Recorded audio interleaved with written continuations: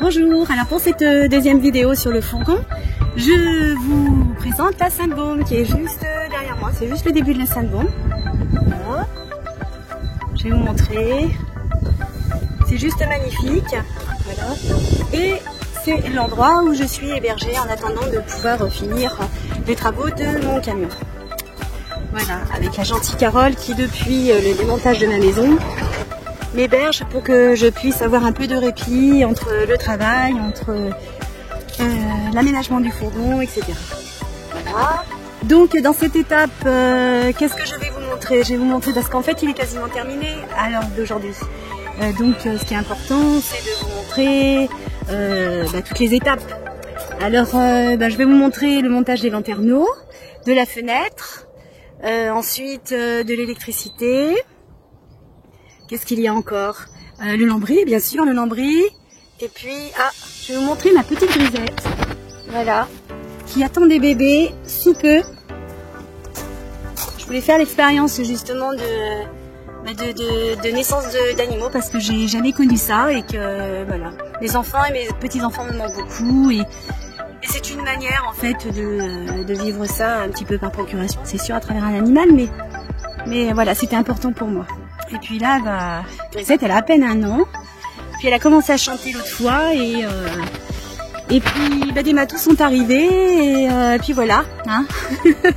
La chose est faite et les bébés vont pousser. Ils sont en train de grandir dans son petit ventre et voilà. Donc s'il y en a parmi vous qui veulent des chats, enfin pour l'instant on ne sait pas encore le nombre, mais voilà, je me réjouis de devoir vivre ça. Alors j'espère que je le vivrai parce que normalement c'est cette semaine et que cette semaine moi je suis sur l'île de Porquerolles à travailler donc dans le maraîchage et l'arboristerie, l'arboriculture, et voilà, donc j'espère qu'elle m'attendra à la fin de semaine et que je puisse vivre ça en direct et même que je puisse le filmer pour pouvoir vous le montrer aussi. Ce serait joli aussi à voir tout ça. Voilà, donc je vous laisse avec cette prochaine vidéo et j'espère qu'elle vous plaira comme la première et qui a déjà eu pas mal de succès depuis hier.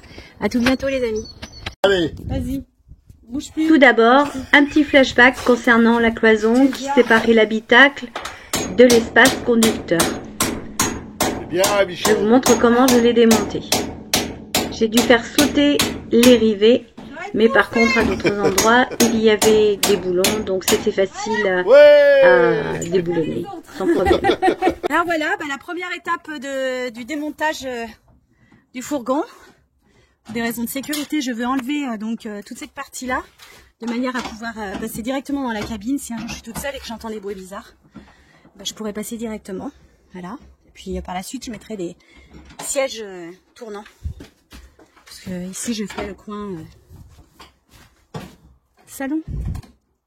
Voilà. Et puis là, en fait, ce sont des petits rivets. Là encore, j'ai reçu l'aide précieuse, en l'occurrence aujourd'hui, de Nicolas, qui m'a vendu d'ailleurs le fourgon. Et puis vient le jour où il faut poser les 2 lanterneaux et la fenêtre. Et c'est grâce à Carlos que je peux réaliser cette opération.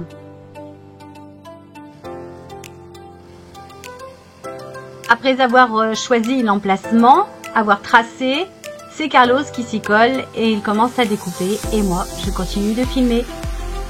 Par la suite je devais mettre un panneau solaire, donc il fallait qu'on calcule l'espace suffisant entre les 2 lanterneaux pour pouvoir placer le panneau solaire souple puisque le toit, comme vous pouvez le constater, est souple. Il ne faut pas un panneau solaire trop lourd. C'est impeccable.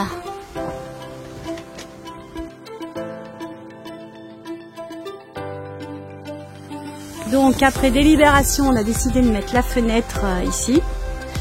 On l'a tracé et on y va. Hein. Oui. Le trou.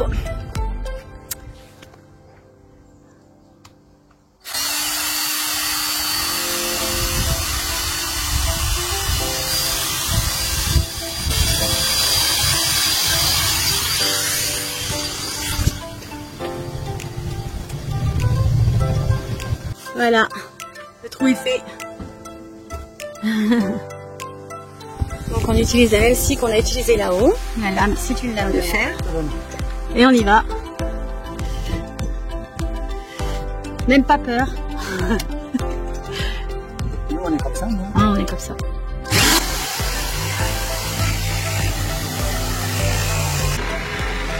On n'a pas fait exprès, mais la coupe tombe juste au rajout des 2 bandes d'Armaflex. Je n'ai pas pu les coller le même soir, donc je suis rentrée avec toutes les ouvertures et j'ai attendu le lendemain pour les coller avec le Sika. Alors à la suite de la pose de l'extérieur de la fenêtre, 2 jours après la pluie, je m'aperçois qu'il y a une petite fuite. Enfin 2 même. Donc on va voir ce qu'on peut faire.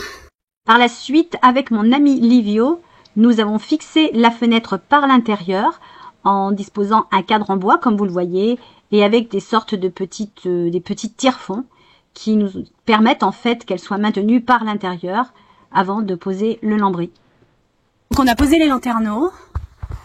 On s'y prend 2 fois. La première fois, on a mis ce que vous voyez là au-dessus.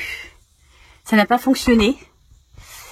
Du fait que le toit est souple, donc c'était un peu compliqué. Et puis l'autre côté aussi pareil. Et là je vais vérifier tout à l'heure si ça a bien collé.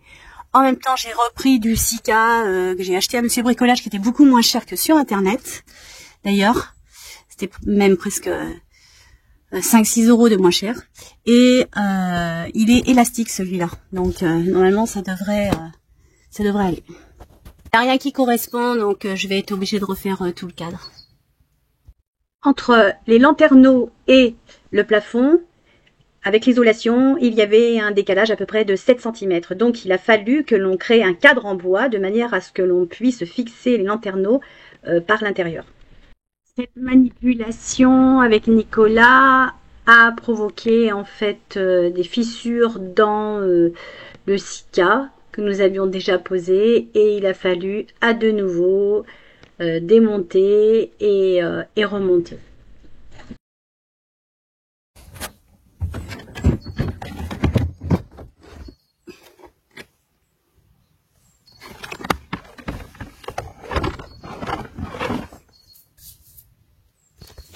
Puis là, comme vous voyez, en fait, il y a quasiment rien. Ça se décolle comme de rien.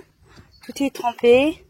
Enfin, en même temps, je comprends pas trop parce que c'était quand même du Sika Pro que j'avais acheté à Monsieur Bricolage, et ça se décolle trop facilement là au bout de quelques semaines, hein, parce que puis là c'est tout encore tout frais. Je comprends pas. Bon. Terno, parce que il y avait vraiment un gros défaut à ce niveau-là. Il avait été soulevé pendant qu'on était en train de le fixer par l'intérieur, et ce qui expliquait en fait que l'eau coulait. Et par contre c'était bizarre parce que en fait le problème il était là, et ça coulait ici. Mais bon voilà. Donc je l'ai enlevé. Comme vous voyez, il y avait quand même vraiment beaucoup de Sika. Hein. Il était vraiment, c'était vraiment abondant quoi. Enfin, je comprends pas. Ça coulait quand même quoi. Mais bon, ça a été soulevé aussi en même temps que le vissage par dessous. Donc là, moi, ce que je vais faire, c'est que je vais mettre donc le joint. Et puis je vais le visser tout de suite, je vais pas traîner quoi. Et au moins là je serai sûre que c'est bon.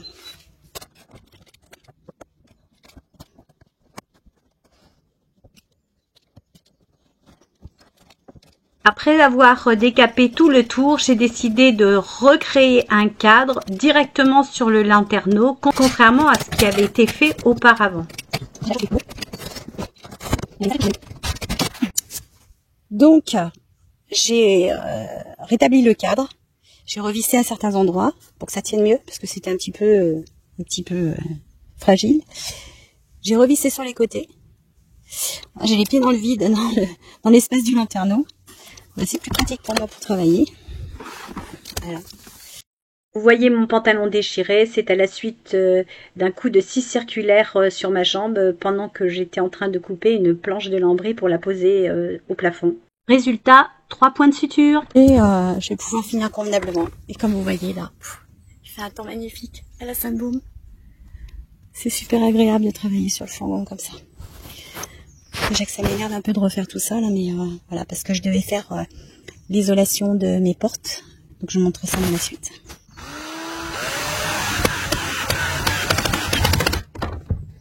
Et ben voilà, nickel. Ça tient bien. On est bon. Impeccable. À ce moment-là, je ne savais pas encore, mais je n'étais pas au bout de mes peines, puisque il a fallu que je recolle les lanterneaux 3 fois en l'espace de 2 mois. Ça a été très compliqué. Lorsqu'on est remonté sur le toit pour installer le solaire, le panneau solaire, à de nouveau, les lanterneaux ont bougé sous notre poids, puisque le toit est souple. Et donc là, à de nouveau, il y a eu des infiltrations d'eau. Alors, quelques jours après, j'ai appelé Carlos. Et là, il m'a proposé en fait de résiner tout autour des lanterneaux. C'est ce que l'on a fait. Et maintenant, il n'y a plus du tout d'infiltration d'eau. Alors, on a eu encore des problèmes avec les lanterneaux. Donc du coup, on a tout enlevé, tout le silica qu'on avait mis. Apparemment, les lanterneaux que j'ai achetés, le silica n'adhérait pas là-dessus. Ça se décollait en permanence. Donc, avec Carlos, on a donc tout pensé partout. Et puis, il va mettre un produit, donc sur 3-4 cm ici et là-dessus, de manière à qu'il n'y ait plus du tout d'infiltration. On a tout préparé. J'en ai profité pour nettoyer le panneau solaire. Donc là, tu es en train de... Toiler. Donc là, c'est une toile spéciale. Ouais, c'est une toile tissée en polyester. Ouais. Que tu vas enduire. Voilà. Comme ça, on est sûr, c'est ça. Voilà. Pour avoir une bonne résistance. Les grands moyens en emploi là. Non, mais là, il ne faut pas que ça fuit. Il ne faut plus que ça fuit. Voilà, ça fait 3 fois là, c'est bon. Ouais. Et comme c'est un produit qui tire avec l'air, j'ai peur qu'il ait un peu de grumeaux, tu vois. Ah oui. Ah oui, donc du coup c'est blanc, c'est bien. Et voilà, c'est beige. Il y a des grumeaux. Super. Super idée, encore une bonne astuce de Carlos, hein. On a l'habitude Du peintre, hein. de faire des bêtises. Quand tu te fais avoir une fois, mais après tu fais attention. Super. Voilà. Mon pinceau, le ciseau il est en haut. Bah, je vais te suivre, Ouais. avec la petite échelle à côté. Voilà. Suivre l'action. On voit comment on fait.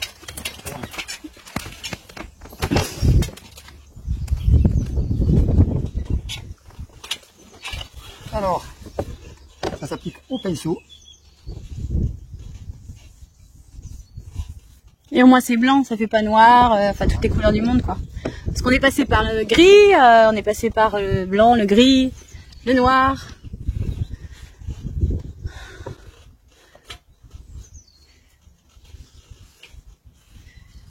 Voilà, après on barbouille. Hein. Barbouille. Une bande. Je vais faire propre. Pour qu'elle passe n'importe où.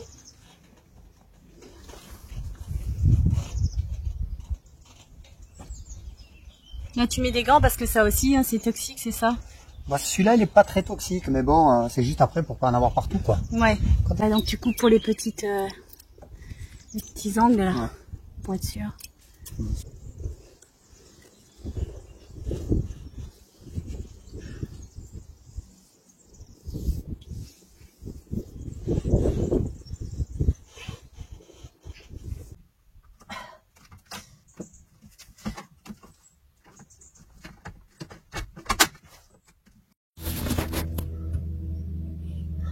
Donc là, tu prends avec le compas pour pouvoir faire ton...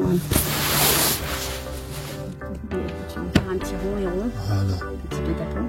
Voilà. Celui-là il y avait 25, donc j'ai mis 20 pareil. Ah ouais. Voilà, tac. Et voilà. Et tu vas le couper à comment ça? Pour la pose du lambris, eh bien, je vous donne rendez-vous pour la prochaine vidéo en compagnie de Nicolas, le menuisier, ainsi que Carlos, toujours présent quand on l'appelle. Merci à vous tous, gratitude. Beaucoup de personnes en commentaire et en commentaire privé qui pensent en fait que le fourgon n'est pas terminé, mais si il est quasiment terminé. Je vais juste en fait vous montrer un tout petit bout du fourgon, et puis la suite vous le découvrirez petit à petit. Hein. Le voilà, voilà.